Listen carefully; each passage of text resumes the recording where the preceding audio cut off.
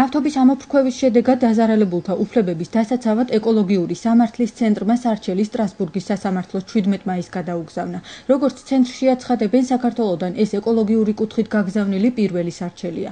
ეკოლოგების განმარტებით საქართველოში ნავთობის ამოფრქვევის შედეგად დაზარალებული მოსახლეობისთვის მატერიალური კომპენსაციის გაცემის მოთხოვნა არ დაკმაყოფილდა. საოქმო განჩინებით არ დაკმაყოფილდა მოსარჩელეთა შუამდგომლობა ექსპერტიზის დანიშვნის თაობაზეც.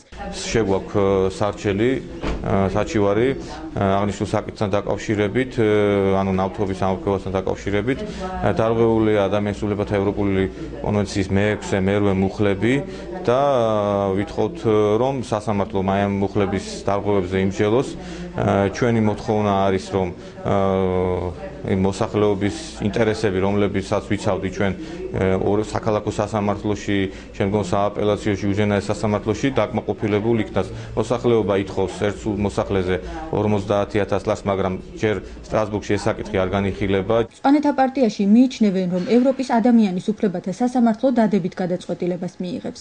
ჩვენ ველოდებით იმას, რომ სტრასბურგის სასამართლო აუცილებლად აღიარებს, რომ დაირღვა პროცედურები სასამართლო განხილვის, ანუ ხდებოდა ხელისუფლებისგან ზეწოლა, რომ ესე ვთქვათ, სამართლიანი გადაწყვეტილება არ ყოფილიყო და ეს დაბრუნდება სასამართლოში ალბათ, მე ეს წარმომიდგენია და იძულებული იქნება სასამართლო, რომ გამოიტანოს განაჩენი მოსახლეობის ზიანის და ზარალის ანაზღაურების შესახებ, ანუ დაახლოებით 200 მილიონის ანაზღაურებაზე ელაპარაკება.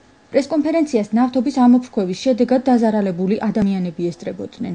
დაავადება ყველგან კვდებიან მართალია ადამიანები, მაგრამ ჩვენ რატომღაც გონია, რომ ჩვენთან უფრო მეტი არის, აი თვითონ გუშინ ექიმიც მესაუბრებოდა, ამდენი ონკოლოგიური, ამდენი სიმსივნეებით დაავადებული ადამიანები და მათი სიკვდილი მე მგონი არსად არ არის რაიონში სხვაგან. ევროსასამართლოში ნინოწმინდაში ნავთობის ამოფრქვევით დაზარალებული 2420 ადამიანის საჩივარი გადაიგზავნა. ნავთობის ამოფრქვევა 2004 წლის 12 სექტემბერს მოხდა, რამაც კახეთის 3 სოფლის ნინოწმინდის, გაღმაუგნისა და წყაროსთავის მოსახლეობა დააზარალა.